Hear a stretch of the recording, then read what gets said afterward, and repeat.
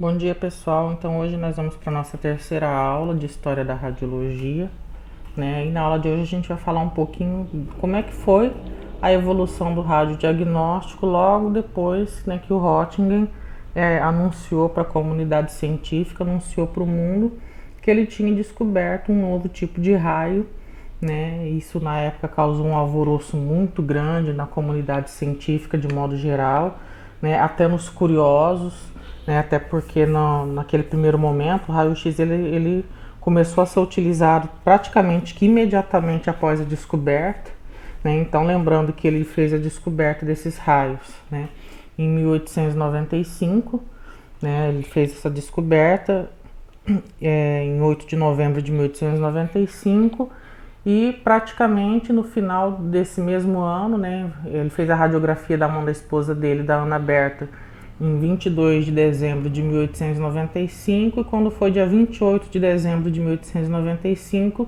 ele já anunciou essa descoberta para toda a comunidade científica, né? Ele fez uma publicação de um artigo científico e aí as pessoas começaram, né, vários jornais do mundo inteiro começaram a fazer publicações sobre essa nova descoberta.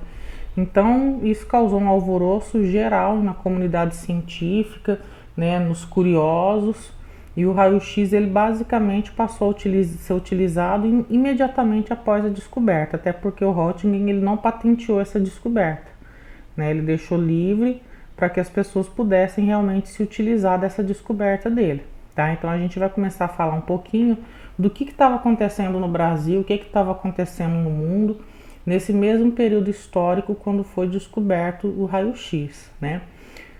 Então a gente tem que lembrar um pouquinho que a proclamação da República, né, nosso país antes era monarquia, né? Nesse período ele ainda era monarquia e logo depois foi proclamada a República em 15 de novembro de 1889, né? Então repara que foi, né, pouco mais de 4 anos após a descoberta do raio-x, tá? Um outro detalhe importante é que nesse período já se usava as chapas fotográficas, tá? A fotografia ela era muito utilizada nessa época, né? Era uma coisa da classe alta, né? Porque não era todo mundo que tinha condição de pagar um fotógrafo, de ter uma fotografia, até porque era uma tecnologia na época muito cara, mas já existiam as emulsões fotográficas, tá? Então em 1895 a gente já tinha as chapas fotográficas, né? As mais utilizadas e as que eram mais caras eram aquelas com base de vidro, por isso tinha esse nome de chapa, porque era uma chapa mesmo de vidro, né? Que tinha uma qualidade muito superior às outras, né? A gente também tinha nesse mesmo período os filmes fotográficos e flexíveis e também existia o papel fotográfico, né? A chapa fotográfica, que tinha uma qualidade de imagem superior, era com base de vidro. Então essas emulsões fotográficas, por que eu estou falando delas aqui nessa descoberta do raio-x? Porque depois elas vão começar a ser utilizadas para documentar o raio-x. Então, pessoal, né, essas emulsões fotográficas elas vão passar a ser utilizadas depois, né, como eu já disse, na documentação do raio-x, tá? Então, assim, né, quando o Röntgen descobriu, né, esses raios, como eu já falei antes também, né, imediatamente a comunidade médica ficou toda, né, empolgada com essa descoberta, né? Lembrando só que como é que ele descobriu esses raios? Fazendo pesquisas, né, com os raios catódicos. Na verdade, ele não estava tentando descobrir nada, ele só estava tentando, né, fazer uma pesquisa com raios catódicos, né, e com esses tubos de vácuo de vidro, né, e que até foi o Lenard que cedeu esse material para ele fazer a pesquisa na época, né? A descoberta do raio-x foi por acaso, tá? Não foi nada planejado, como a gente também já viu em outras aulas. Aqui novamente a gente tem a primeira foto, né, que foi a da mão da Ana Berta, que era a esposa dele. Olha quanto tempo que demorou para fazer essa imagem, tá? 15 minutos de exposição. Hoje a gente faz uma imagem, né, com milésimos de segundo, com uma qualidade muito superior. Então, para obter essa imagem, ele teve que fazer uma exposição de 15 minutos, né? Não tem nem comparação com o que a gente tem hoje de tecnologia, tá? Então, a gente vai começar a fazer, né, uma linha do tempo aí de todas as descobertas que foram importantes para a evolução do radiodiagnóstico, tá? Então vocês vão ver que eu vou colocando as datas das principais descobertas, né? O Röntgen, por ter feito essa descoberta do raio-x, ele acaba recebendo o Prêmio Nobel de Física, né? Foi o primeiro Prêmio Nobel de Física da história, né? Então a primeira pessoa a ganhar um Prêmio Nobel foi justamente o Röntgen, né? Que foi o príncipe da Suécia que deu esse prêmio para ele, né? Em 10 de dezembro de 1901. Então repare aí que foi 6 anos depois da descoberta, ele recebeu um Prêmio Nobel de Física, que foi o primeiro da história.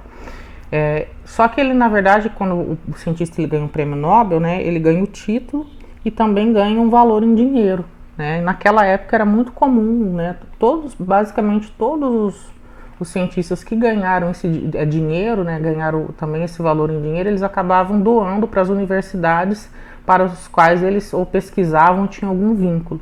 E com o Röntgen, né, ele acabou fazendo isso também. Ele pegou o dinheiro que ele ganhou, né, por conta desse prêmio e acabou doando para a Universidade de Duisburg, que foi justamente, né, onde ele tinha um vínculo científico. A Marie Curie, na época também, mais para frente, ela ganha um prêmio Nobel junto com o Pierre, e o dinheiro que eles ganham também não ficam com eles doam esse dinheiro todo, tá? Porque o pensamento naquela época, o pensamento científico naquela época era que a descoberta era para a humanidade, ninguém pesquisava alguma coisa com o fim de comércio, com o fim de ganhar dinheiro, totalmente diferente de hoje em dia. Hoje em dia as pesquisas são impulsionadas por volume de dinheiro, por quem é que vai ganhar mais dinheiro. Naquela época não era assim. As pessoas que trabalhavam com pesquisa não eram com o objetivo de ficar rico nem de ganhar dinheiro com isso.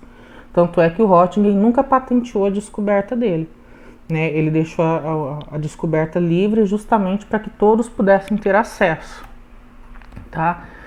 Uma coisa que é interessante, né, é que no Brasil, nesse período, logo após a descoberta do raio-x, né, a gente teve uma guerra que foi a Guerra dos Canudos lá na Bahia, né, que foi um ano mais ou menos, 1896 a 1897. Essa descoberta do raio-x, ela foi tão assim, né, foi tão importante que nessa guerra você repara que menos de um ano depois, né, da descoberta, já se utilizava o raio-x para localizar, né, projéteis de arma de fogo nos combatentes. Então, na Guerra dos Canudos na Bahia, foi a primeira vez no Brasil que foi usado o raio-x para diagnosticar esses projéteis de arma de fogo nos combatentes, tá? Então, nessa guerra foram realizadas 98 radiografias, né? Radioscopias também. O que é a radioscopia? A radioscopia é aquela imagem que você vê em tempo real, né? Que você não armazena a imagem. A radiografia é a imagem impressa numa película, numa chapa, num filme fotográfico. Tá? Então, esses filmes que eram usados na época para radiologia eram os mesmos que se usavam na fotografia. Depois, com o desenvolvimento do radiodiagnóstico, é que os fabricantes, né, começaram a desenvolver películas próprias para radiologia, mas no início o que era utilizado eram as mesmas películas usadas na fotografia, tá? Em 1897, né, o Joseph Thomson ele descobre o elétron, porque até então a descoberta do raio-x ainda não se tinha a noção exata de como é que os átomos eram formados. Existiam várias teorias na época, mas nenhuma ainda tinha sido provada, né, de que forma que esses átomos eram formados, né? E o Joseph Thomson ele consegue, né, utilizando os raios catódicos, ele consegue provar a existência dos elétrons, né? Justamente por quê? Porque quando a gente viu falar dos raios catódicos, eu mostrei para vocês que quando você colocava ímã, né, nesses raios, ele tinha um pequeno desvio. Então, isso demonstrava que uma partícula estava sendo emitida naquele feixe, né? Essa partícula, na verdade, era a nuvem de elétrons, tá? Então,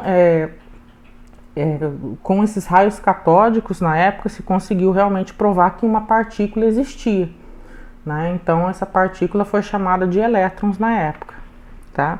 Em 1898, a gente já tem o Pierre e a Marie Curie, que eles estão fazendo as pesquisas com os elementos radioativos, Eles descobrem a radioatividade natural junto com o Becquerel. Na verdade, quem descobre a radioatividade natural é o Becquerel, e o Becquerel junta a pesquisa dele com o casal Curie, né, com o Pierre e com a Marie. E juntamente com o Pierre e com a Marie, eles começam a desenvolver a pesquisa, e o Pierre e a Marie depois, em 1898, eles acabam descobrindo 2 novos elementos radioativos, que é o rádio e o polônio. Justamente esse nome, rádio e polônio, foi dado pela Marie, tá? Depois, a gente já tem, logo depois da descoberta, desses elementos do raio-x, o raio-x ele passou a ser utilizado assim praticamente instantaneamente, tá? Não teve uma pesquisa para saber como é que ia usar, como é que não ia. As pessoas já começaram a usar esse raio-x assim das mais diversas formas possíveis, como a gente viu na aula passada. A gente viu que vários produtos começaram a surgir, utilizando a radioatividade, que foi descoberta pela Marie Curie, como marketing para vender um monte de produto. Tinha água radioativa, camisinha radioativa, tinha um monte de coisa. E o raio-x não foi diferente. Então, assim que ele foi descoberto, já se começou a identificar várias aplicações práticas com ele. A medicina foi assim de cara, porque o Röntgen, a primeira imagem que ele fez foi realmente, que ele documentou, foi a mão da mulher dele, do corpo humano. E depois começou-se também a utilizar esse raio-x para estudos de objetos de arte, de joias, vários outros objetos. Então, imediatamente ele passou a ser utilizado para várias coisas, inclusive utilizado para diversão também. Parque de diversão tinha raio-x para as pessoas ficarem se olhando ali. Então ele passou a ser utilizado como se fosse uma coisa assim inexplicável. As pessoas ficavam intrigadas com aquela situação, como é que era possível você conseguir ver através da pessoa, ver por dentro da pessoa, ver os ossos, ver os órgãos. Então isso era uma coisa que intrigava muito, então por isso que ele acabou sendo muito usado. Conforme foi acontecendo a evolução desse raio-x, principalmente no diagnóstico por imagem, começou-se a fazer várias experiências para tentar adaptar esse raio-x para a prática médica, para usar ele realmente como diagnóstico. Então, os consultórios de vários médicos na época, na Europa, nos Estados Unidos, os médicos começaram a se organizar para ver quais áreas da medicina que esse raio-x poderia ser utilizado. Então, inicialmente, ele começou a ser usado apenas como radioscopia, que é aquela imagem obtida em tempo real. Então, eles construíram uma cabinezinha lá, o paciente entrava e o médico ficava na frente da tela olhando e vendo os órgãos do paciente, fazendo o diagnóstico ali mesmo na imagem em tempo real, tá? Nesse período, praticamente não se tinha documentação, quer dizer, não se fazia radiografia. Era mais fácil você pegar, eles não sabiam que raio-x fazia mal, que dava câncer, nada disso. Então era mais fácil fazer o quê? Pegar o paciente, colocar ali dentro da cabine e o médico ficar ali do outro lado olhando tudo em tempo real. Então não se preocupava em fazer radiografia de nada.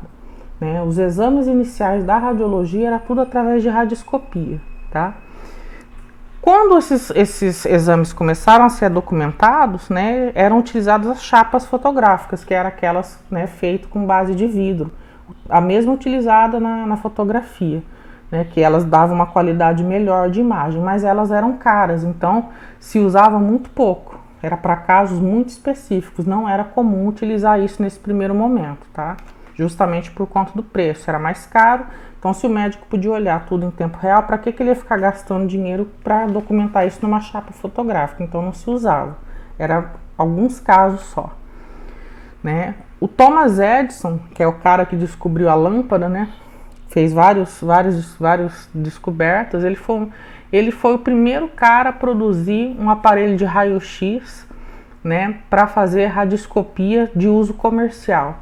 Ele produziu isso e começou a vender isso para os consultórios médicos, que era o Thomas Edison X-Ray, que era o kit para montar um equipamento de raio-x no consultório do médico. Foi o primeiro cara que montou isso tudo e começou a vender. Repara que foi muito rápido, gente. 25 de março de 1896 ele já tinha esse kit pronto para venda. O raio-x foi descoberto, né, foi descoberto em novembro de 1895, mas ele só explodiu no mundo em janeiro de 1896. Então, quer dizer, menos de 3 meses, o Thomas Edison já montou os kits e já começou a vender, né? Então, o kit era parecido com esse que a gente está vendo aqui do lado, tá vendo? Ó? Aqui o médico tem a ampola de raio-x atrás da paciente, colocava a paciente aqui e ele ficava olhando aqui, né, para fazer o diagnóstico, né, nessa como se fosse uma lupa gigante aqui, onde formava a imagem. Só que a gente tem que lembrar que isso aqui, a radiação está atravessando a paciente, está indo direto para o médico que está aqui do outro lado. Então, olha a dose altíssima de radiação que eles tomavam, sem saber que isso fazia mal, tá? Mas o Thomas Edison foi o primeiro cara a ganhar dinheiro com o raio-x. Em 1896 já se começa a fazer pesquisas, já se começa a usar contraste, né, artificial para começar a estudar principalmente o tubo digestivo, né, o sistema digestório. Então já se usava nesse período, já que se começa a fazer experiências utilizando o bismuto, né, que era um elemento químico que o paciente ingeria, e aí o médico fazia a escopia, né, e depois passou a se usar do bário. O bário é usado até hoje ainda, tá? Para vocês verem que esse bário começou a ser usado em 1896 e ele é o mesmo elemento que a gente usa hoje em dia.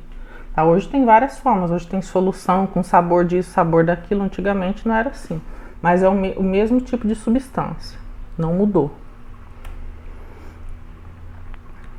No início de 1896, a gente já começa a ter, né, outras pessoas fazendo, né, cada um, como o Röntgen não patenteou essa descoberta, então vários cientistas da época começaram cada um a desenvolver um modelo de equipamento de raio-x.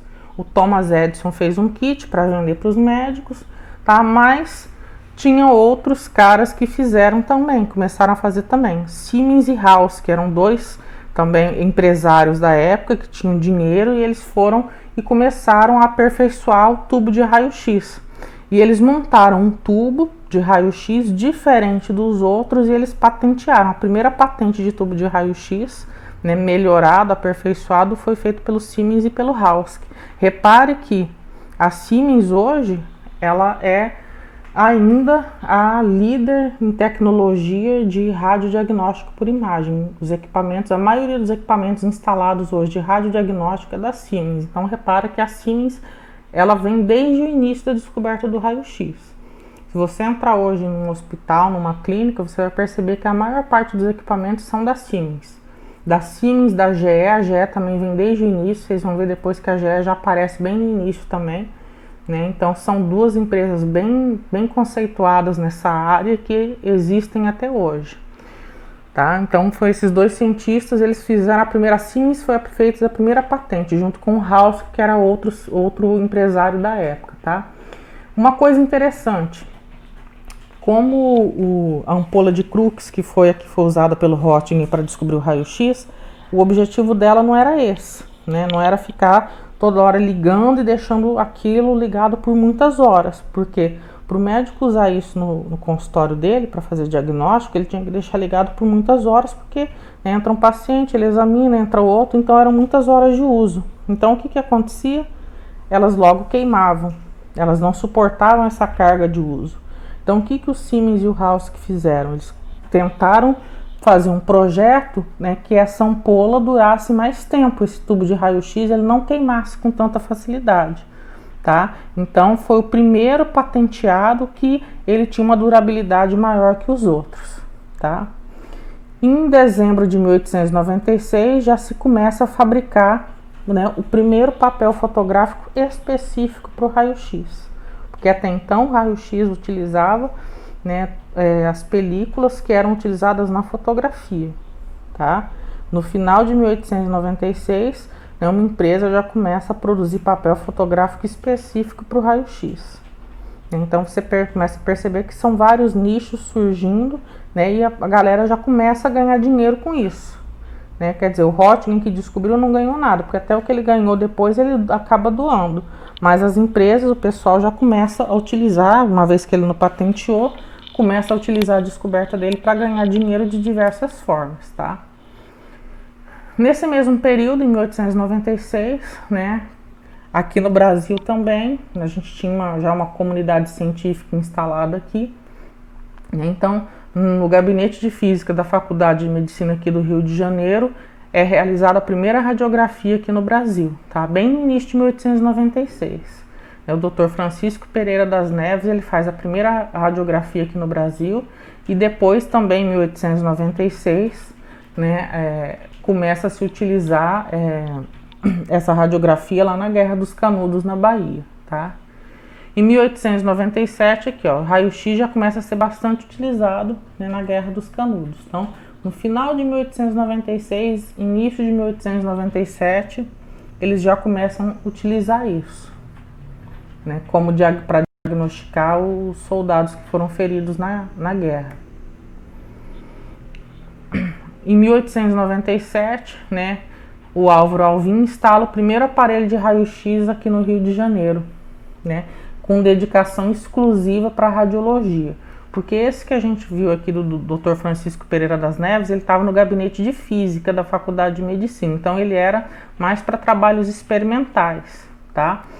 Com o objetivo de radiodiagnóstico, com dedicação exclusiva para radiologia, né, foi o Álvaro Alvim que instalou, né? Então o objetivo específico desse equipamento que foi instalado pelo Álvaro Alvim era diagnóstico mesmo, né, e também tratamento de radioterapia. Eles começaram a fazer tratamento de radioterapia já, porque eles começaram a perceber, né, que para algumas doenças de pele, né, alguns cânceres de pele, ele conseguia melhorar, né, a condição do paciente quando exposto à radiação. Eles não sabiam explicar porquê, não entendiam porquê, mas se começou a perceber que tinha um certo benefício, né?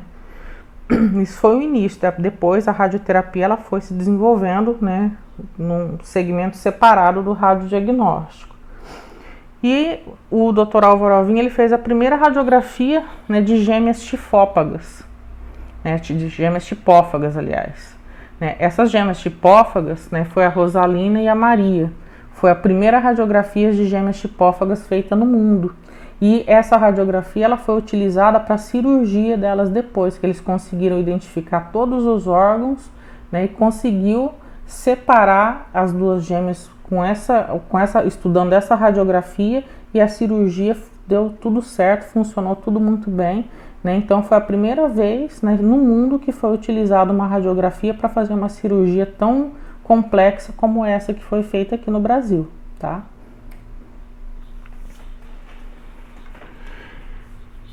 Então, assim, com a realização de radiografias, né, em várias partes do mundo, começa a surgir, né, algumas queixas, alguns relatos. O pessoal começa a falar, eu tô tendo queda de pelo, tô tendo infecção, vermelhidão. E aí começaram a pensar, mas será que isso tem a ver com raio-x? Né? Então as pessoas começaram a associar esses sintomas com a exposição à radiação. Mas as pessoas achavam que isso era uma alergia, se a pessoa está com uma alergia ao raio-x, né? Mas como ainda não tinha nada ainda que comprovasse que o raio-x fazia mal, né? As pessoas, na verdade, não deixaram de usar por conta disso, né? Continuaram usando da mesma forma, né, que era usado no início. Então não teve nenhuma mudança ainda nesse primeiro momento, não teve nenhuma mudança de atitude por parte dos cientistas, dos médicos que utilizavam o raio-x. A primeira radiografia de um crânio que foi feita, a exposição foi de cerca de 30 minutos. Então repara que olha como a diferença, né? Hoje a gente faz em milésimos de segundos uma exposição para um raio-x de crânio, né? Logo no início precisava de 30 minutos de exposição e para obter uma imagem não tão boa, né? Uma imagem mais ou menos, né, compatível com a tecnologia da época. No final de 1896, né, começa a se perceber, né, que tinha várias pessoas que estavam lidando diretamente com o raio-x que começaram a ter alguns danos, né, algumas doenças de pele, algumas feridas que não cicatrizavam, né, e aí isso começou a ser registrado em algumas revistas científicas da época. Isso em 1896, gente. A radioproteção ela só começa realmente, efetivamente, em 1932. Quase 40 anos depois da descoberta do raio-x. E olha que no primeiro ano já se tinha relato, né, de que isso podia fazer mal, mas as pessoas ignoraram. continuaram trabalhando como se nada tivesse acontecendo, né? Achava que era uma alergia que ia passar. Aqui a gente tem, ó, os aparelhos da época, né, de 1898. Então olha aqui, ó, a ampola de raio-x está aqui atrás, né? Então aqui você tem a tela de fluoroscopia e o paciente fica aqui, né, entre a tela e o raio-x e o médico aqui olhando, ó. Então repara que a radiação vem toda para o rosto do médico. Então quer dizer, o paciente que está ali sendo irradiado, ele vai tomar aquela dose de radiação e vai embora. Mas esse médico que está aqui o tempo todo examinando vários pacientes e tomando essa radiação. Então, quem começou a desenvolver os primeiros sintomas não eram os pacientes, porque os pacientes ficavam pouco tempo ali. Eram justamente os profissionais que estavam expostos a essas doses de radiação porque trabalhavam com isso, né, porque estavam ali examinando muita gente, né, nos consultórios, e eles acabavam ficando expostos a uma dose alta de radiação, tá? Aqui a gente tem um outro exame, né, sendo feito no leito, tá vendo? O paciente está deitado, olha aqui, ó, a plaquinha está aqui embaixo na perna dele, né? E a ampola de raio-x está aqui. Então aqui a gente está vendo, né, o exame sendo feito aqui, ó, tá? No século XX, né, a gente tem aí as duas guerras mundiais, né, a de 1914 a 1918, depois a de 1939 a 1945. Tá? Essas guerras mundiais, elas acabam tendo uma influência que a gente vai ver depois, né, na evolução do radiodiagnóstico, tá? E aí a gente tem, né, o período também da Guerra Fria, que foi após a Segunda Guerra Mundial, de 1946 a 1989, né? Também isso acaba, de certa forma, influenciando também em alguma evolução aí do radiodiagnóstico. E aí depois a gente vem para a era do computador. Então a gente vai, né, dividir esse século XX nessas três fases aqui, né?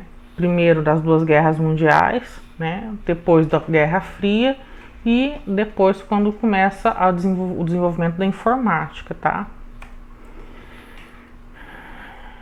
Então, ó, antes da Primeira Guerra Mundial, bem no início do século XX, né, o assistente do Thomas Edison, né, que é o Clarence Daly, ele tinha 39 anos de idade na época. Então ele ajudava o Thomas Edison a fabricar esses kits de radioscopia, né. Ele já estava trabalhando com o Thomas Edison desde 1896. Então lembra que o Thomas Edison, em 1896, ele já começou a produzir esses kits e já começou a vender, né. E o assistente dele ajudava ele nisso tudo. Então, o assistente dele começou, né, a desenvolver várias queimaduras, amputações, né, e linfonodomegalias, tá? Ele começou a ter tudo isso e aí começou-se a pensar. O Thomas Edison, inclusive, começou a relatar isso tudo e começou a falar: cara, será que o raio-x que está causando isso? Será que o raio-x pode matar? Né? Então começou-se a se questionar isso no início do século XX. A proteção radiológica, ela só começa a ser efetiva mesmo em 1932. Então já se tinha indícios que o raio-x podia fazer mal. O Clarence Daly, ele teve vários dedos da mão amputados por conta da radiação, tá? E mesmo assim continuou trabalhando lá. Então aqui, ó, com a proteção radiológica, o operador ele passa a usar aventais de chumbo e capacete de metal, para se proteger da radiação. Isso claro que, né, que é um peso extra, isso acaba tornando a prática da radiologia mais difícil, você manipular tudo carregando esse peso todo. E naquela época era muito mais pesado do que hoje em dia. Hoje em dia já é pesado, naquela época era muito mais pesado. Então isso acaba limitando um pouco, né, a capacidade do profissional, né, do médico no caso, né, dos assistentes dos médicos, de conseguir uma mobilidade, ter que manipular o aparelho, né? Então por isso que muita gente na época nem usava nada disso, né? Mesmo motivo de hoje em dia, né? Hoje em dia, por mais que a gente tenha todos, a gente sabe tudo que faz mal, a gente sabe como se proteger, a gente tem os equipamentos de segurança, mesmo assim tem um monte de gente que não usa, né? Imagina naquela época. Né? Então a gente começa a ter alguns, mecanismos de proteção radiológica em alguns aparelhos, tá? Mas isso era raro ainda no início, tá? As pessoas começaram a tentar se proteger, produzir aparelhos com vidro plumbífero, né, com telas de chumbo, mas isso não era uma coisa muito comum ainda na época, não. Então aqui a gente está vendo um raio-x odontológico, ó. O paciente está sentado numa cadeira, a ampola de raio-x está aqui, ó, direcionado para a boca dele, e o operador, o médico, está aqui do outro lado, atrás de um vidro plumbífero à distância, né? Então isso aqui é um primórdio de uma cabine, né, que a gente tem hoje ali, né, de um biombo que o técnico utiliza para se proteger da radiação, tá?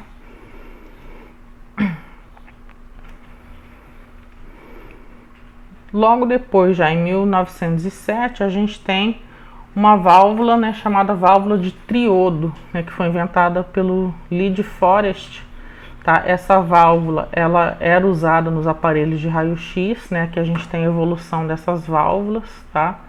Essas válvulas, elas acabam depois sendo utilizadas nos equipamentos mais modernos, então elas foram importantes, né, também para o desenvolvimento da radiologia, tá? Em 1902, né, a gente tem o Max von Laue, né, o Walter Friedrich e o Paul Kipling, eles acabam descobrindo a natureza do raio-x, né? O raio-x, eles descobrem que na verdade são ondas eletromagnéticas, que até então não se sabia qual era a natureza do raio-x. Sabia que ele existia, mas ninguém conseguia explicar que raio era aquele, né? E esses três cientistas, eles conseguem, né, explicar a natureza desses raios como sendo ondas eletromagnéticas, né? Em 1914 a 1918 a gente tem a Primeira Grande Guerra Mundial, né?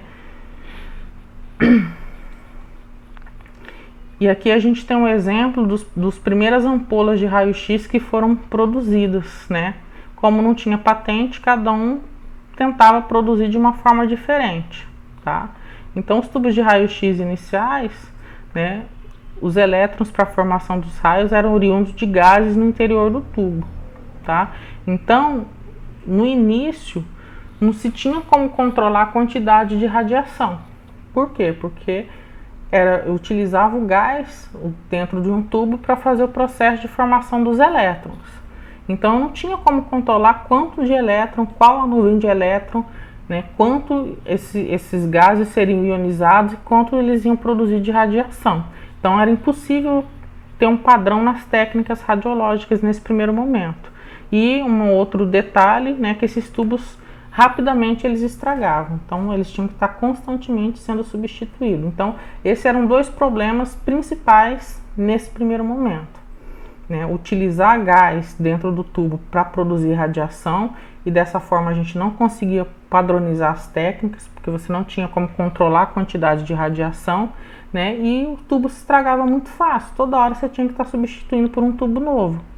Então, esses dois problemas, eles começaram a ser pesquisados por vários cientistas para tentar resolver esses problemas. Então, em 1913, né, o David College, ele anuncia um novo tubo de raio-x, tá? Ele passa a utilizar, ao invés de gás, um filamento de tungstênio aquecido, né? Então, ele tira o gás e utiliza um filamento de tungstênio no lugar, que é utilizado até hoje, né? O tungstênio, ele é um elemento com uma alta capacidade, né, de ser aquecido sem entrar em fusão. Então você pode aquecer um tungstênio até 2.000 graus, 3.000 graus, e ele não se funde, né? Quer dizer, ele não derrete, ele não se transforma na forma líquida, ele permanece sólido ainda. Então é difícil você encontrar um elemento que com esse aquecimento ele consiga se manter, né, sem entrar em fusão. Então o tungstênio ele é utilizado até hoje por conta dessa capacidade que ele tem. Os outros metais não têm essa capacidade, né? Então, esse tubo que foi desenvolvido pelo David College, né, ele passa a ser utilizado depois, né, justamente por ele ter uma durabilidade maior e você conseguir controlar a quantidade de radiação que é produzida. Olha aqui quem é que foi que patrocinou isso tudo, ó. Foi a General Electric, a GE, que até hoje ela é líder também em produtos médicos hospitalares de radiodiagnóstico. A Siemens e a GE tá desde o início, tá? Então, o primeiro tubo de raio-x utilizando tungstênio como filamento foi produzido pela GE. Aqui a gente tem uma chapa de pulmão, ó, é uma película de vidro isso aqui, que é a mesma utilizada, né, nas fotografias lá no início, né, no final do século XIX e início do século XX. Tá? Então, por isso que até hoje tem gente que chama o raio-x de chapa. Né? Ah, vou fazer uma chapa, vou ali bater uma chapa. Esse nome é um nome antigo que já devia ter sido abolido há muito tempo, mas as pessoas continuam falando, ah, vou fazer uma chapa do pulmão. Deixou de ser chapa há mais de 100 anos já, mas a terminologia continua sendo usada dessa forma. Era um filme de base rígida, né, de vidro, né, e que tinha uma qualidade melhor para você conseguir visualizar a estrutura anatômica que você radiografou. Tá? Naquele momento era o melhor material para você conseguir armazenar esses dados como uma imagem mesmo, né? Você conseguir fazer um arquivo de imagem desse raio-x. Mas não era muito utilizado justamente pelo preço, era muito caro. Então, se cada paciente você fizesse uma chapa dessa, né, ia ficar muito oneroso, muito caro. Então, isso era raro de acontecer, quase não se era utilizado. Tá, em 1913, né, a gente tem o Albert Salomon, que era um cirurgião alemão, né, ele fez as primeiras radiografias da mama para estudar e fazer uma cirurgia de mama. Foi a primeira vez que se utilizou raio-x para mama, tá? Foi esse médico. Em 1912, 1913, a gente tem o desenvolvimento, né, da grade fixa, que é o que a gente utiliza, que era o que se utilizava para filtrar a radiação secundária e produzir uma imagem de melhor qualidade, né? Foi o Gustav Buck, que era um radiologista alemão, ele cria a grade fixa. Logo depois, essa grade fixa, ela passa a ser móvel, né? E isso acaba melhorando ainda mais a qualidade das imagens. Então, por isso que a gente chama de Buck mural, ó, tá? Por conta desse cara aqui, ó, Gustav Buck, né? É justamente por isso que a gente chama o mural de Buck mural, por conta desse cara. 1914, né, por conta da guerra, a gente já lembra então que a guerra começa em 1914, então, num período de guerra, começa a faltar vários tipos de materiais no mundo todo, né? Então começa a ter uma escassez de matéria-prima para fazer chapa fotográfica, né? Que no caso, para armazenar as radiografias. Então, a matéria-prima que era utilizada era o vidro, para fazer as chapas de vidro. Então, durante a guerra, isso começa a ficar escasso, esse material. Porque esse material ele era muito usado, né? Ele começou a ser usado na guerra, o vidro, né, para produção de outras coisas, produzia, né, vários equipamentos que eram usados na guerra, eles utilizavam vidro. Então, eles priorizavam a produção, né, de equipamentos de guerra. Então ele começou a se tornar um material escasso, né? E por conta disso a gente começa, né, a ter um aumento para uso de filme flexível. Então lembra que no final de 1896 eu falei que um fabricante começou a produzir filme flexível, né, específico para o raio-x, né? Esses filmes flexíveis durante a Primeira Guerra Mundial eles passam a ser utilizados em substituição, né, a chapa de vidro, porque a chapa de vidro ela deixa de ser comercializada, fica difícil de encontrar, né, por conta da escassez de material, então se passa a utilizar esses filmes flexíveis. Então a transição acontece ali durante o período de guerra, tá? Que a gente muda a chapa, né, de vidro para o uso do filme flexível, tá? Em 1916, né, o Hollis Porter, que era um radiologista americano, ele, né, estuda e consegue desenvolver uma grade móvel, né? A grade começa a ter uma mobilidade e isso a gente tem até hoje, tá? Então a grade era fixa, né? A grade antidifusora, estamos falando da grade antidifusora. A grade antidifusora no início, né, era fixa e depois o Hollis Porter ele passa a desenvolver uma grade móvel, tá? E isso melhora significativamente a qualidade dos exames de raio-x, tá? Essa grade móvel ela é usada até hoje. Em 1918 começa a ser lançado filmes específicos para radiografias com emulsão de alta sensibilidade. Então eles mudam o tipo de emulsão e passa a fabricar uma emulsão específica para raio-x, para radiologia, tá? Que tem uma sensibilidade diferente, né? E passa a ter emulsão dos dois lados da película. Então, se você pega um filme de raio-x, tanto faz o lado que você vai colocar essa película dentro do chassi, porque dos dois lados ela tem emulsão, né? Então eu posso colocar tanto de um lado quanto do outro, é indiferente. Então, em 1918 que esse tipo de película começou a ser criado, tá? Então ele permite o uso com duas telas intensificadoras. Então, dentro ali do chassi existem as telas intensificadoras, né? Então você pode usar as telas intensificadoras que vai diminuir a dose de radiação e vai melhorar a qualidade da imagem. Então vocês reparem que depois da descoberta do raio-x, vários outros médicos, cientistas foram agregando, né, novas descobertas para melhorar cada vez mais os equipamentos de radiodiagnóstico, tá? Em 1919, né, o William Dandy, que era um neurocirurgião, né, nos Estados Unidos, ele usa o raio-x para fazer o estudo de ar nos ventrículos cerebrais, tá? Então, é uma estrutura que tem dentro do cérebro, os ventrículos cerebrais, e ele utiliza o raio-x, né, para fazer esses estudos. Em 1920, a gente começa, né, a comunidade científica começa a aderir ao filme de base flexível, né? É um filme que tem bom desempenho, junto com essas telas intensificadoras que foram acopladas ao chassi, e aí a gente tem o fim do uso da chapa radiográfica, não se usa mais chapa. Então você vê que desde 1920 não se usa mais chapa, né? O que a gente usa a partir daí é o filme de base flexível, né, na radiologia convencional, tá? Em 1923, tá? A gente tem o Jean Sicard, que era um neurologista francês. Ele estuda, né, o canal raquidiano, né? O canal raquiano que passa a ser visível no raio-x. É justamente aquele canal que a gente tem da medula espinhal, tá? Então foi a primeira vez que ele conseguiu, né, através de um raio-x, ele conseguiu estudar esse canal utilizando o raio-x. Em 1924, a gente tem o estudo da vesícula biliar e das vias biliares também, tá? Passa a ser visível através do exame de raio-x.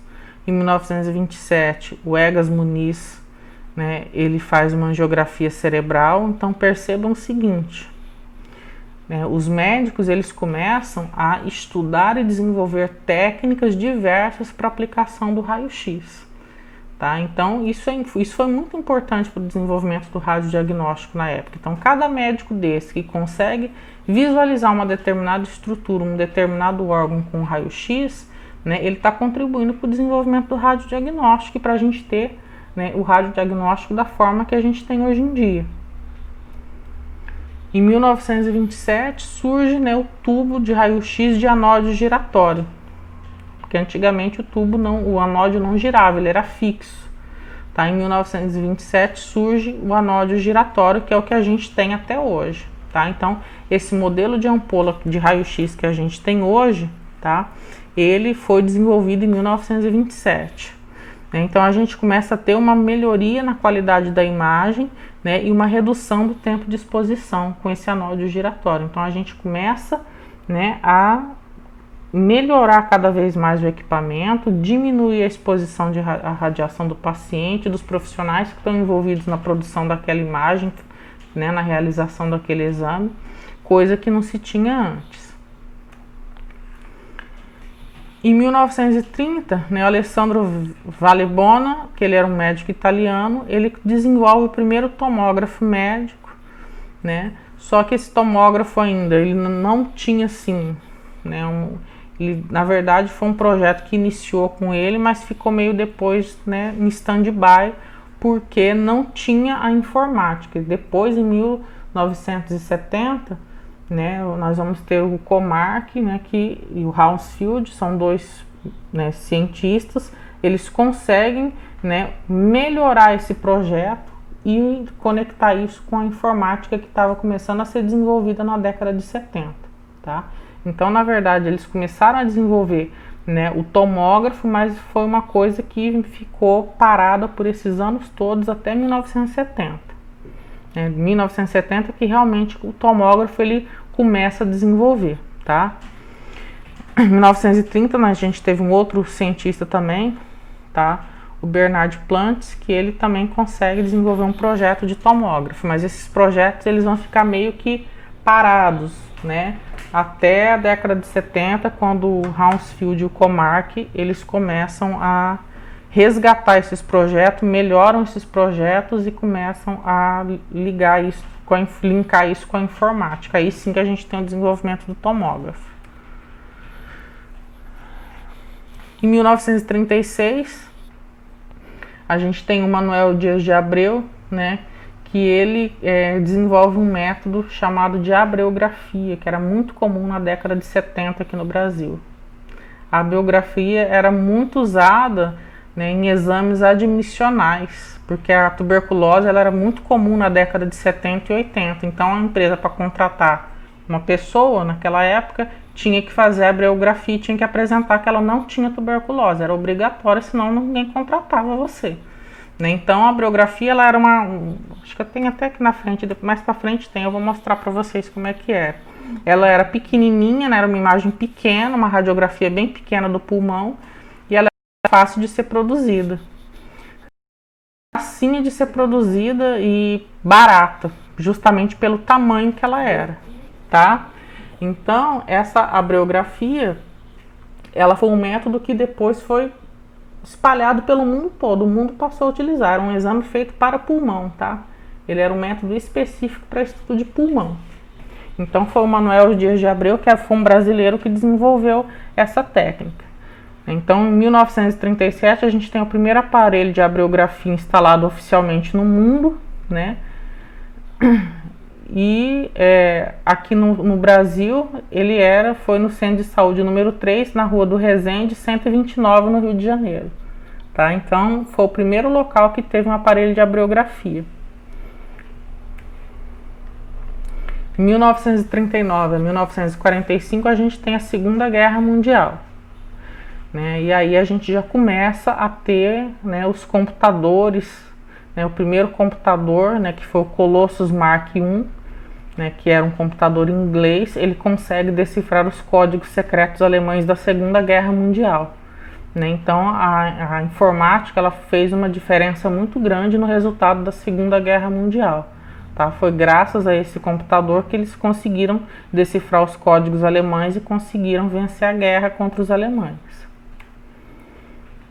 Em 1946 a gente tem os primeiros computadores com válvula, né? Eram salas gigantes, né? Com um computador só, gente. Era uma sala, né, abarrotada de coisas e aquilo tudo era um computador.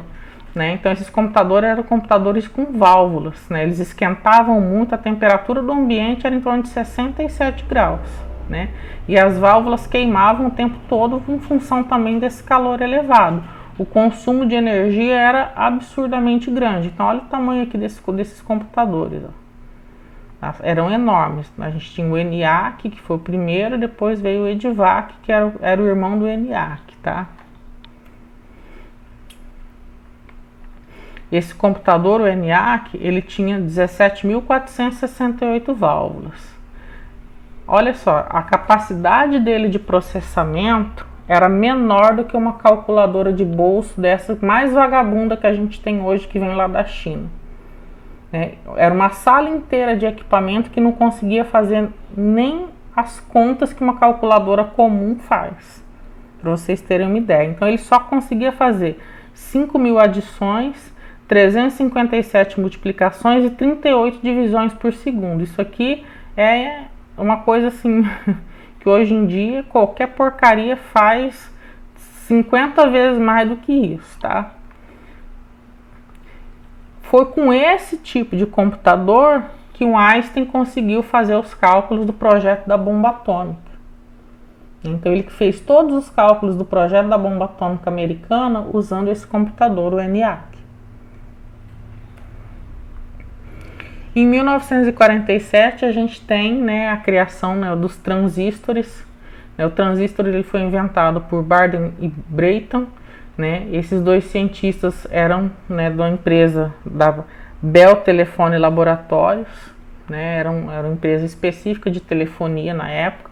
Eles inventaram os transistores, né? E esses transistores inicialmente era feito de germânio, que era muito caro, né? Depois eles foram melhorando. Por que a gente está falando desse tipo de coisa na radiologia? Porque tudo isso contribuiu para a gente ter o diagnóstico, o radiodiagnóstico da forma que a gente tem hoje. O transistor ele vai ter uma função importantíssima no desenvolvimento da informática, né? E a informática, né, se desenvolveu de tal forma que hoje em dia eu não consigo conceber radiodiagnóstico sem informática. A gente vê ressonância magnética, tomografia computadorizada, radiologia digital, né, mamografia digital. Não tem como existir esse tipo de diagnóstico sem a informática. E tudo isso foi importante para o desenvolvimento da informática. E a informática foi assim, um divisor de águas no radiodiagnóstico. Quando se começou a juntar os equipamentos de raio-x com a informática, a evolução, né, desses equipamentos deu um salto absurdo, tá? Em 1948 a gente tem a segunda geração de computadores, agora ao invés de ser utilizado as válvulas, que era utilizado no ENIAC, passa a se utilizar os transistores, né? Então esses transistores eles eram mais estáveis, né, e eles acabaram dando uma qualidade melhor para esses computadores e, com consequência, um consumo menor também de energia elétrica. No final da década de 50, a gente tem a terceira geração de computadores com circuitos integrados, tá? O UNIVAC, né, em 1951, ele foi o primeiro computador comercial de grande escala. Então, nesse período, né, os bancos, algumas empresas, eles tinham esse tipo de computador. Né? Era um computador caríssimo, né, mas foi o primeiro computador que começou a ser produzido para algumas empresas, principalmente para banco. Tá? A programação dele, a NASA também usava esse tipo de computador, o pessoal do exército americano, todo mundo usava esses computadores, tá? Ele era programado através de um ajuste de 6.000 chaves. Então tinha as chaves, 6.000 chaves, então você conseguia programar ele, né, regulando essas chaves. Em 1955 começa a ser comercializado um transistor de silício. O silício ele é um material muito mais barato do que o germânio. Então o preço dos transistores passa a cair absurdamente. Então se transforma em algo muito mais barato do que era e muito mais acessível. Como consequência, isso também vai fazer aos poucos o preço desses computadores começarem a cair, conforme a tecnologia vai evoluindo. Em 1956 a gente tem o primeiro celular, né, móvel. Isso aqui, gente, esse trambolho todo que vocês estão vendo aqui nessa foto era um celular, o primeiro celular. Né, em 1956, não tem tanto tempo assim, foi bem ali. E olha o que a gente tem hoje na mão. Quando a gente olha para um smartphone, né, com acesso à internet, com tudo, nunca daria para imaginar que em tão pouco tempo a gente estaria com, né, a tecnologia tão avançada. E isso tudo é influência do desenvolvimento da informática. Então isso aqui foi o primeiro celular, né, o sistema automático de telefonia móvel. Foi inventado pela Ericsson. Né, a maioria de vocês talvez não se lembre, mas a Ericsson, né, ela era uma empresa, foi a pioneira na produção de aparelhos celulares móveis. Né, aqueles aparelhos que quando começou, né, a pessoa física comum a ter celular, né, na década de 90, os celulares que eram de ponta eram os da Ericsson. Tá? Esse primeiro celular aqui, da Ericsson, ele pesava 40 quilos. Imaginou você sair com um celular de 40 quilos na mochila? Só que esse tipo de aparelho, na época, ele foi revolucionário, porque ele era usado pelo exército. Então o exército ele conseguia levar um aparelho deste 40 quilos e se comunicar em qualquer lugar que ele tivesse, no campo de batalha, né, em alguma operação militar. Então isso era revolucionário, isso não era para usar as pessoas comuns, não, isso era mais para uso militar mesmo nesse período, tá? Não tinha nada a ver com o uso doméstico como a gente tem hoje em dia. Em 1957, né, a Rússia ela lança, né, o primeiro satélite artificial do mundo, que é o Sputnik, né, e isso passa a fazer uma mudança muito grande na telecomunicação, né, mundial, né, é uma coisa assim revolucionária também. Em 1959, né, a gente tem o circuito integrado, que vai dar origem depois, né, aos processadores que a gente usa nos computadores hoje em dia, né, que cada dia que passa eles estão mais evoluídos, né. Isso tudo vai contribuindo para o desenvolvimento da informática, da ciência como um todo. Aqui a gente tem, em 1942, o primeiro protótipo de uma processadora automática para radiologia, gente. Então, você ia lá, fazia o exame no filme radiográfico, aí você colocava, né, a película aqui e esperava 40 minutos para ela passar por isso tudo aqui e sair, né, com o filme revelado, porque antigamente se usava as colgaduras, você tinha que dar banho nos tanques. Tem local no Brasil que ainda é assim. Isso é muito antigo, mas ainda tem lugar que é assim. Você tem que ficar dando banho nos filmes, né, nos vários tanques, para você conseguir revelar o filme. Então essa foi a primeira processadora automática que foi produzida, tá? Ela demorava 40 minutos para revelar um filme. Hoje uma processadora automática moderna demora o quê? 1 minuto e meio. 1 minuto e meio para revelar um filme.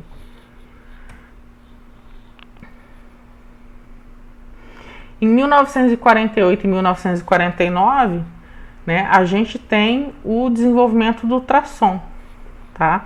Então, o médico, tá vendo umas imagens que a gente mal consegue enxergar aqui, né? Preto, branco, não dá para ver nada, mas o médico conseguia ver isso aqui. Isso também na época foi revolucionário, tá? Então, foi o primeiro sistema de ultrassom com objetivo médico, porque o ultrassom ele era usado, né, para uso militar. Depois ele passou a ser usado para a área médica. Então foi esses médicos americanos aqui, ó, o Douglas Howry, né, e o Roderick Bliss. Esses dois médicos, eles desenvolveram um ultrassom para uso médico, tá? Que também revolucionou a medicina. Hoje em dia, né, a gente tem ultrassom de hoje em dia 3D, com cor, com escambau A4 aí que a gente consegue visualizar, vai fazer um ultrassom gestacional, né? Você consegue, o médico consegue fazer a reconstrução em 3D até do rosto da criança, né? Então a evolução foi gigantesca dessa época para esse tipo de imagem aqui, que eram as imagens que a gente tinha no início, tá? Aqui a gente tem, ó, os primeiros aparelhos de ultrassom, como é que era, gente? Olha aqui, uma banheira. O paciente entrava ali dentro, colocava ali o sensor ali dentro, ó, para poder fazer o exame. Olha aqui, ó, como é que era o ultrassom no início. O paciente entrava dentro de uma banheira. Hoje em dia, né, o médico ele vai só passar um gel, né, no aparelho que ele vai usar para conseguir fazer o exame, o estudo das estruturas. Antigamente você tinha que entrar numa banheira dessa. Então houve uma evolução muito grande, né, também do ultrassom. Ainda na década de 50, né, é desenvolvido o intensificador de imagens, né, que a gente usa no arco em C, né, que a gente usa em centro cirúrgico. O arco em C é um aparelho usado em centro cirúrgico, tá? O primeiro a ser desenvolvido foi pela Philips em 1955.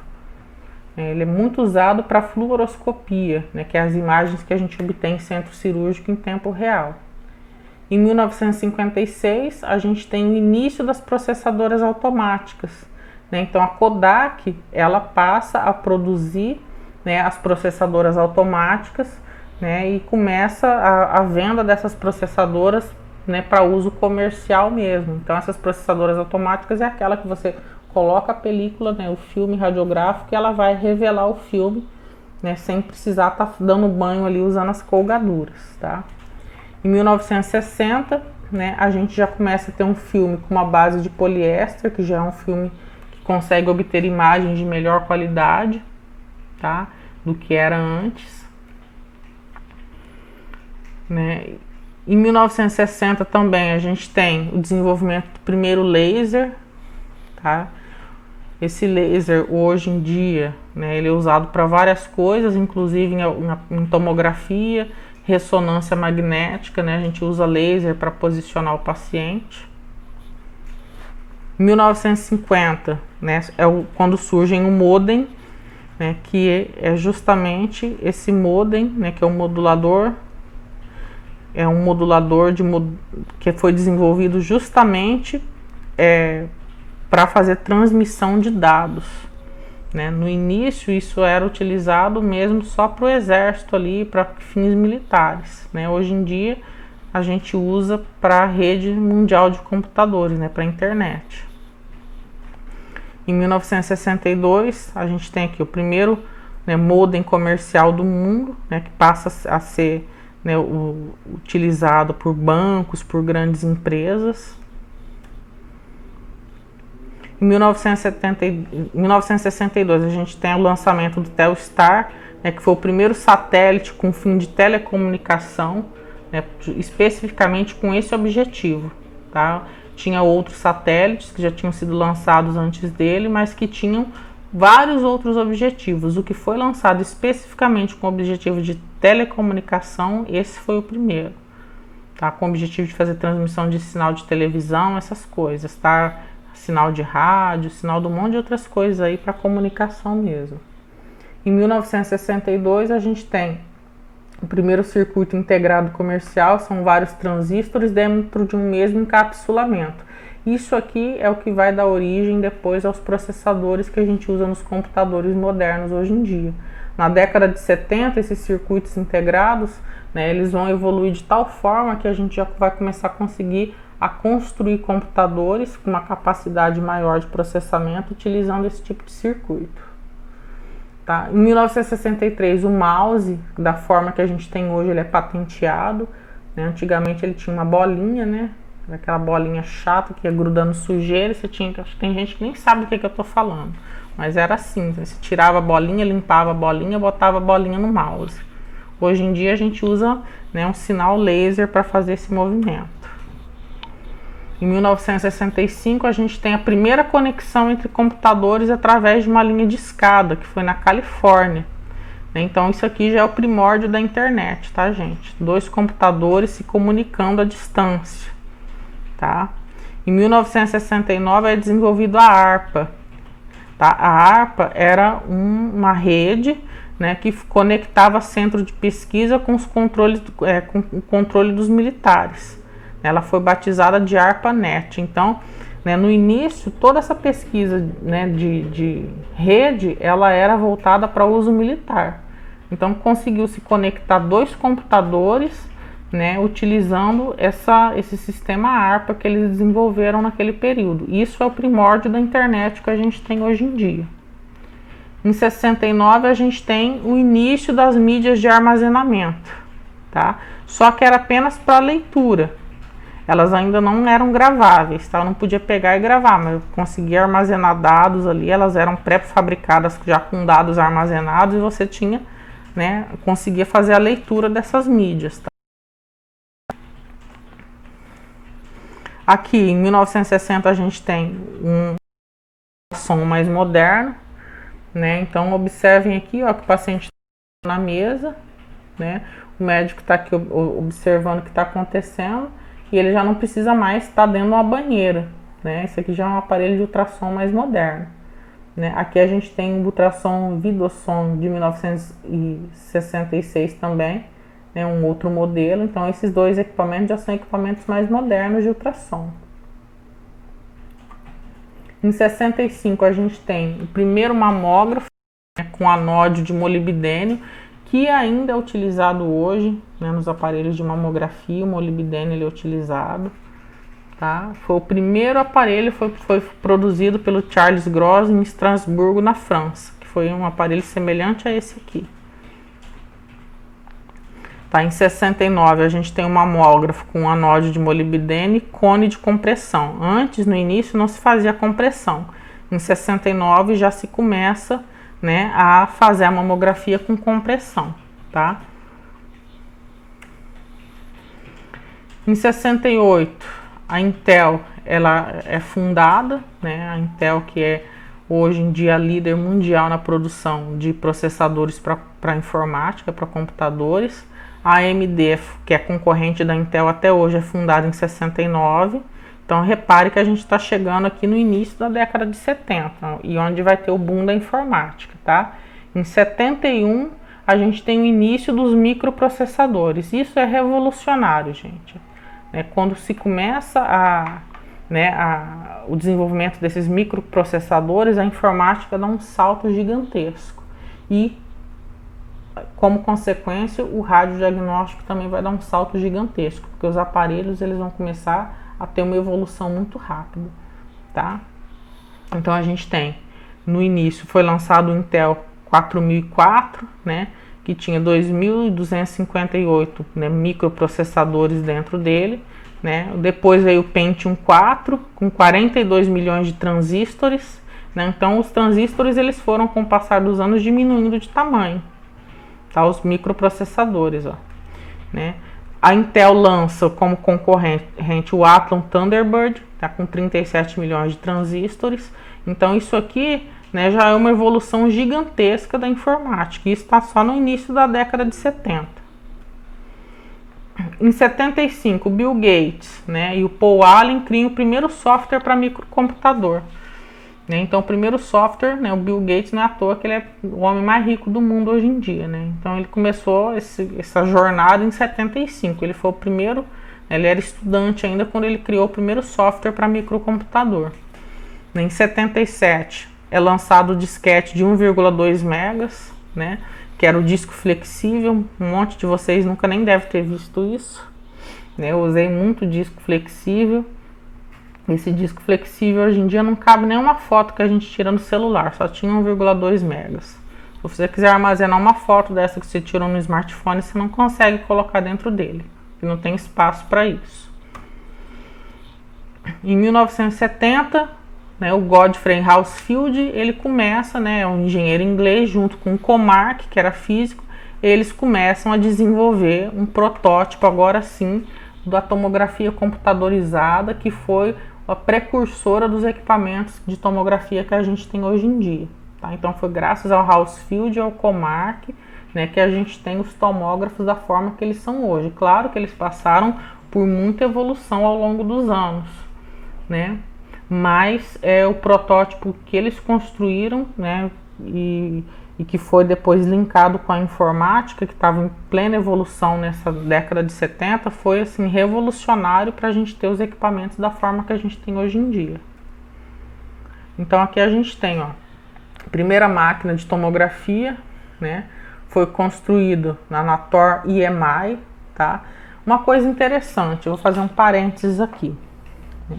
Na década de 70, no início da década de 70, os Beatles eles estavam explodindo no mundo, tá? Então a EMI ela era uma gravadora, de disco na época, e ela que lançou os Beatles, e os Beatles estavam explodindo na época, e o álbum dos Beatles foi lançado nesse início da década de 70. Então parte desse dinheiro que a EMI ganhou, com os Beatles, eles usaram para financiar o projeto de tomografia computadorizada do Hounsfield, tá? Então a EMI ela pegou o dinheiro que ela usou com o lançamento do álbum dos Beatles no início da década de 70 para financiar as pesquisas do Hounsfield, e o primeiro aparelho de tomografia que foi criado foi com a marca EMI, justamente por quê? Porque foi financiado pela EMI e o Hounsfield fez todo o desenvolvimento desse projeto. O nome do aparelho era EMI Mark I, Quando a tomografia ela foi concebida, o objetivo dela era apenas estudar o crânio, não era estudar as outras partes do corpo. Por que o crânio? Porque se a gente vai fazer um exame de raio-x de crânio, repara que eu não consigo ver o cérebro. Por quê? Porque o crânio ele é todo cheio de osso em volta, é como se fosse um capacete ósseo. Então, o raio-x ele não vai me dar a vista de dentro do cérebro, do que tem ali dentro. É diferente das outras partes do corpo. As outras partes do corpo, a costela, pulmão, eu consigo ver, porque a quantidade de osso ela é menor do que o que eu tenho na cabeça. A cabeça ela é toda cheia de osso, envolvida por um capacete ósseo. Então eu não consigo visualizar o cérebro. Quando o Hounsfield começou a fazer essa pesquisa dele, o objetivo era estudar o cérebro sem precisar abrir a cabeça do paciente. Porque naquele período, o neurologista ele não tinha como saber o que estava acontecendo dentro da cabeça do paciente. Para saber, ele tinha que fazer uma cirurgia exploratória. Ele tinha que botar o paciente na mesa, abrir a cabeça do paciente para olhar e procurar o problema. Muitas vezes ele não achava o problema, né?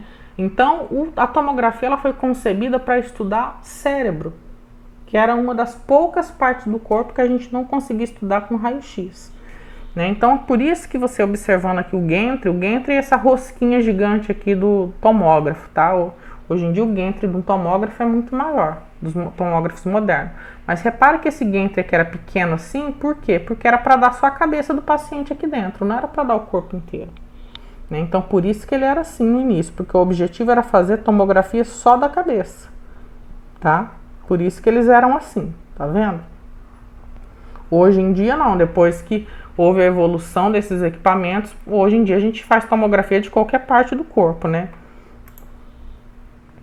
Em 1971 é realizado o primeiro exame de tomografia computadorizada do crânio. Foi feito no hospital em Londres, tá? No Atkinson Morley Hospital, né, que era em Londres. O Hounsfield, né, e o Dr. Ambrose, que é um neurologista. Tá? O aparelho que foi usado foi o EMR Mark I da empresa EMI, que foi quem financiou todo o projeto de desenvolvimento do tomógrafo, tá? Que é a gravadora dos Beatles na época. Para obter essa tomografia, eles demoraram 2 horas e 30 minutos de exposição. Hoje em dia a gente faz uma TC de crânio em 40 segundos. Naquele período, né, eles fizeram o exame em 2 horas e 30 minutos. Para o computador conseguir reconstruir essas imagens, o computador teve que ficar processando essas imagens por 9 dias. Hoje em dia esse processamento é feito em questão de segundos, gente. Porque não tinha essa capacidade de processamento. Então o computador ficou 9 dias processando essas imagens, reconstruindo essas imagens. Né? Hoje em dia ele reconstrói tudo imediatamente após o exame, você não tem que estar esperando nada.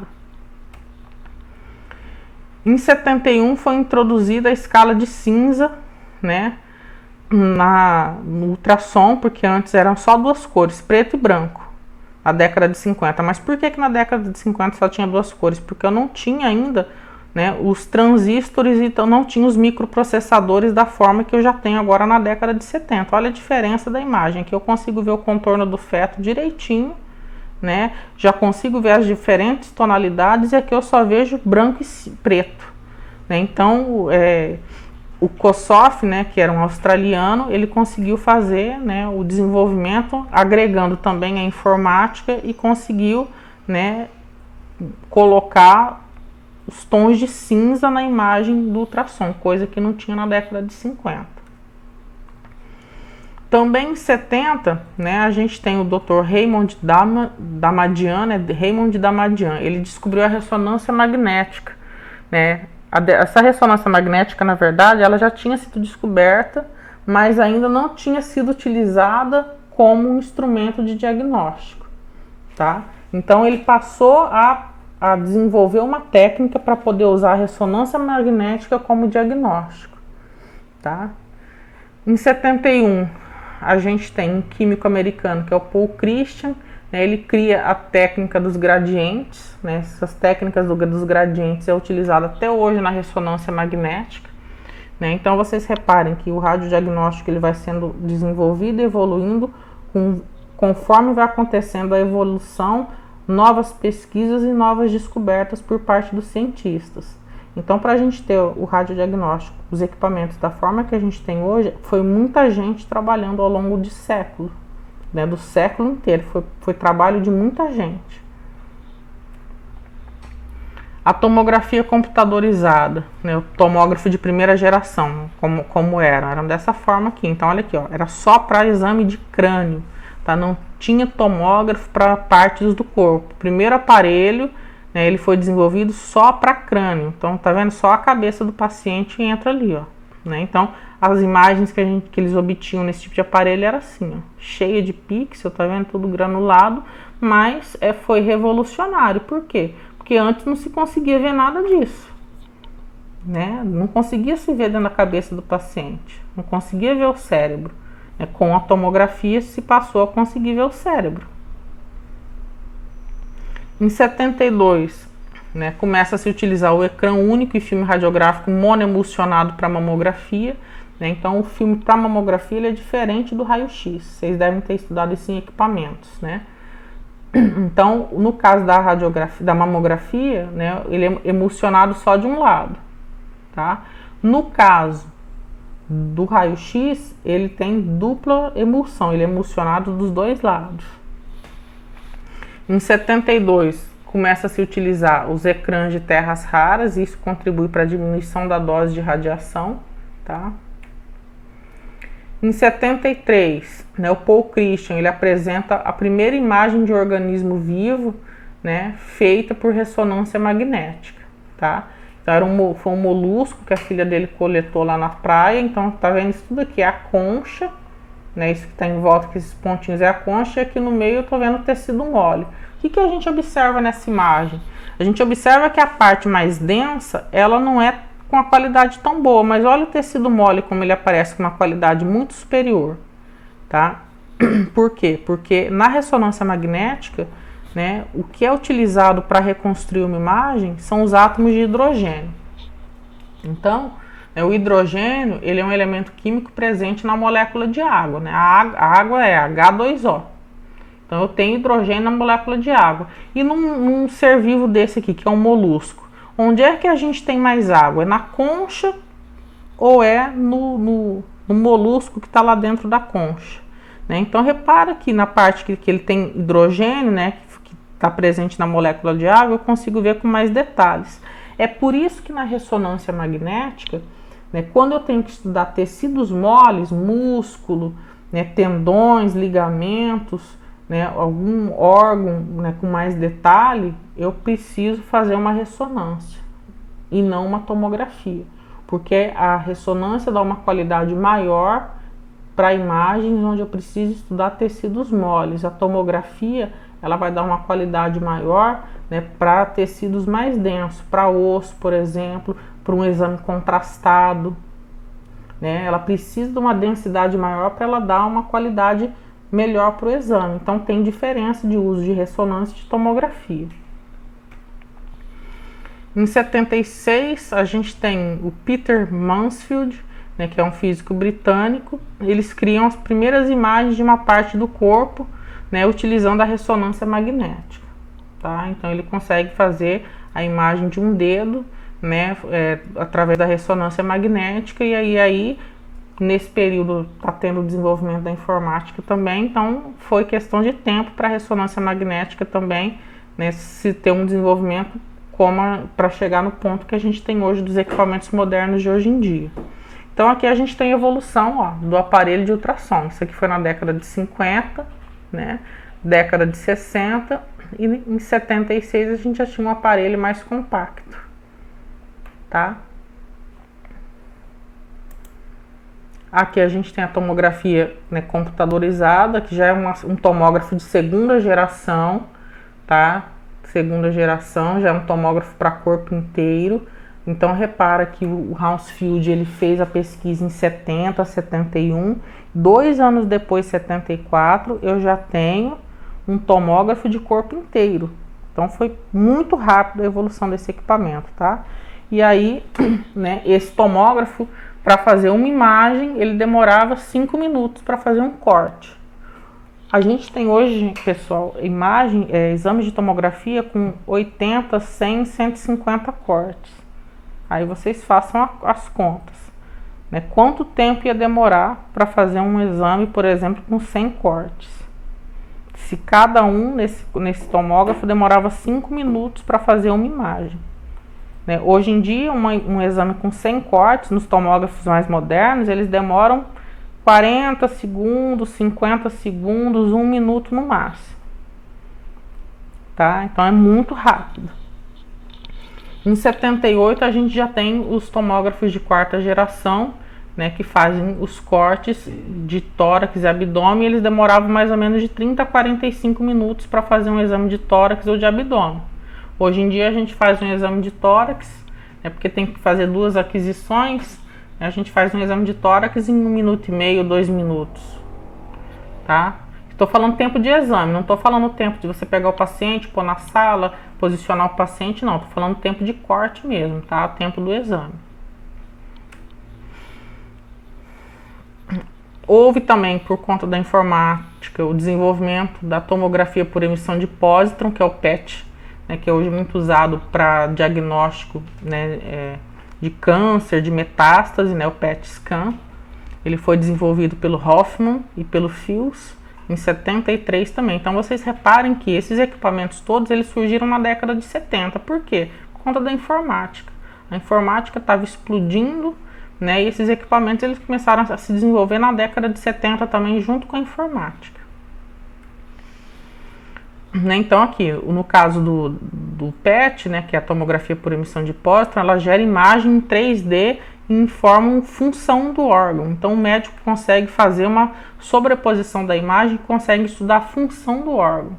Então o PET scan é para estudar a função do órgão, tá? Ele sobrepõe as imagens metabólicas, que são as imagens do órgão trabalhando, em cima das imagens anatômicas, que é a imagem de tomografia normal. Então, sobrepondo essas imagens, o médico consegue detectar se está tendo algum problema ali de função daquele determinado órgão que ele está estudando, tá? Antigamente era assim, um PET antigo, hoje a gente tem um PET moderno. Repara que é exatamente mesma carinha de um aparelho de tomografia ou de um aparelho de ressonância magnética. Aqui a gente tem, né, como é que foi a evolução da tomografia por PET, né? Em 75 era assim as imagens, ó, quase não via nada, era uma nuvem, né? 77 ela já foi evoluindo um pouquinho, 78, 85, 95, né? Claro, gente, que isso aqui está relacionado diretamente com o quê? Com o desenvolvimento da informática, né? Até a qualidade dos monitores que a gente tem hoje em dia é incomparável com os monitores de antigamente. Tudo isso influencia na qualidade da imagem que a gente tem hoje. Em 83, né, a gente tem a separação dos militares da ARPANET e cria-se a MILNET. Tá? Essa MILNET é o que vai realmente dar origem à internet da forma que a gente tem hoje. Tá? Em 85, a Microsoft lança o primeiro Windows. Em 87 é lançado o disco rígido, né, que era aquele disquetezinho pequeno que a gente tinha, que dava 1,44 MB. Também não daria uma foto de celular hoje em dia dentro dele. Em 89, né, aí sim é criado a internet, né, o tal do WWW, World Wide Web, tá? Em 95 é implantada a internet comercial no Brasil. Então, em 95 começa a galera, né, de casas, residências, começa a ter acesso à internet e computador.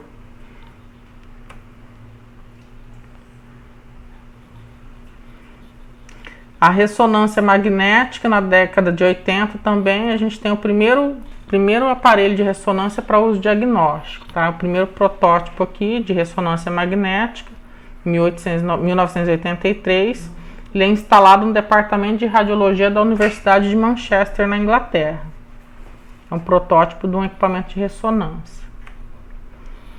Em 89, né, a gente tem os tomógrafos helicoidais, né, que são os tomógrafos já mais modernos.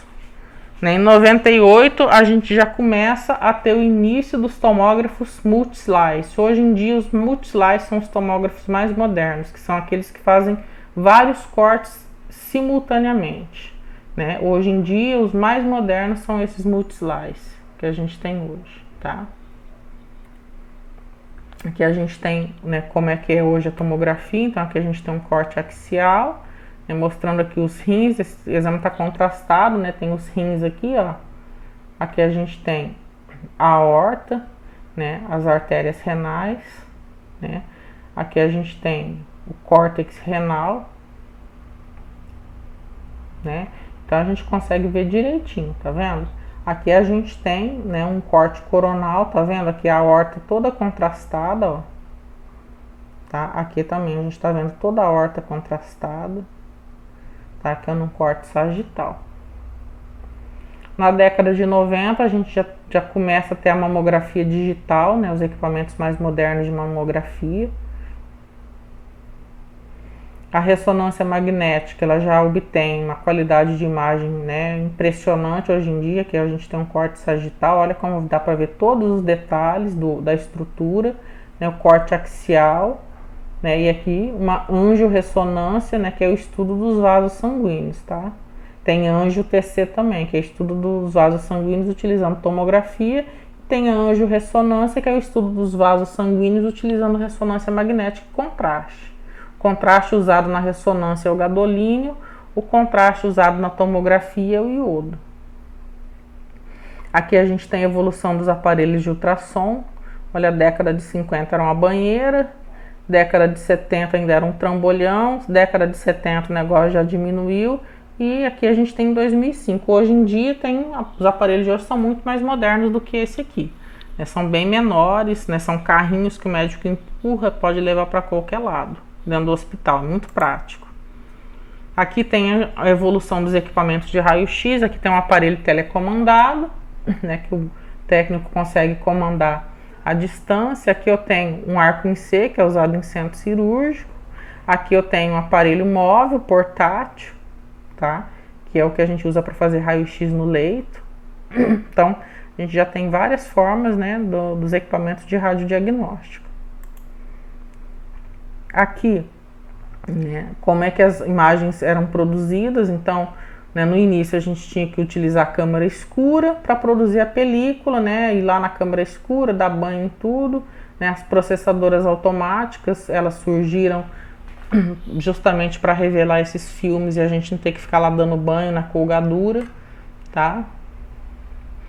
E agora a gente já tem, né, a radiologia, né, digital.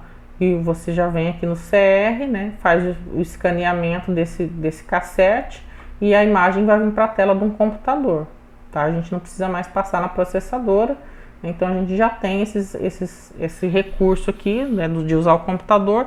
E se eu quiser imprimir, eu posso imprimir essa imagem que está aqui numa impressora. Posso imprimir numa película, num filme, posso imprimir num papel fotográfico, posso imprimir onde eu quiser. Aqui a gente tem um processo mostrando a imagem radiográfica lá no computador, tá? Aqui a gente tem a digitalização da imagem também, ó. Posso fazer no filme, posso imprimir no papel, posso salvar numa mídia, né, num CD no caso. Aqui a gente pode ver, ó, em 1898 um raio-x de pé, como é que era e como é que é um raio-x de pé hoje em dia no aparelho digital. Então repare a evolução que teve do raio-x para hoje em dia. Claro que para eu obter uma imagem dessa, a informática também contribuiu muito com o desenvolvimento dela, tá? A evolução do ultrassom é a mesma coisa, ó. Começou assim na década de 50, tudo preto e branco. Depois na década de 70 entrou os tons de cinza. Na década de 80, né, isso aqui é um estudo vascular, né, que o médico já consegue fazer medições vasculares aqui.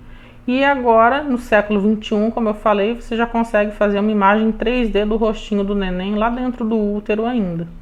Né? Então a gente já teve também uma evolução, claro que também por conta da informática.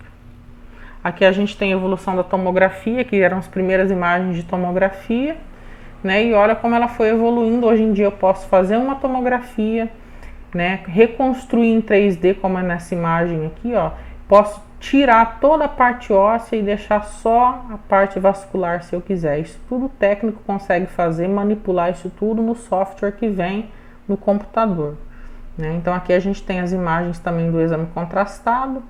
Tá? Aqui corte axial, coronal, axial, sagital, coronal. Tá? Esse é o axial, os rins estão aqui, a aorta. Né? Aqui é o sagital. E aqui é o coronal. A ressonância magnética, a mesma coisa. Olha a qualidade da imagem, os detalhes que a gente consegue ver, né? Com muito detalhe mesmo, dá para ver a imagem. Corte axial, sagital, e aqui a gente tem uma angiorressonância que foi reconstruída, né, dos vasos aqui do cérebro, né? Uma reconstrução 3D. Bom, gente, basicamente é isso. É uma aula assim mesmo, né, mostrando tudo o que aconteceu de evolução nesse período todo, desde a descoberta do raio-x até, né, os equipamentos um pouco mais modernos que a gente tem hoje em dia. Então, o que vocês precisam observar? Que a informática ela foi fundamental para esse desenvolvimento todo. A gente só consegue ter os equipamentos que a gente tem hoje também por conta do desenvolvimento da informática. Então a gente tem muita coisa ainda em pesquisa e com certeza a evolução do radiodiagnóstico ela vai ser contínua. A gente deve ainda ter muito equipamento aí, né, surgindo aí no futuro com uma qualidade melhor de imagem, né, com uma redução da dose de radiação, com uma segurança cada vez maior para o técnico e para o paciente também. Tá? Então, qualquer dúvida que vocês tiverem é só me chamar aí no WhatsApp, tá? Um abraço para todo mundo.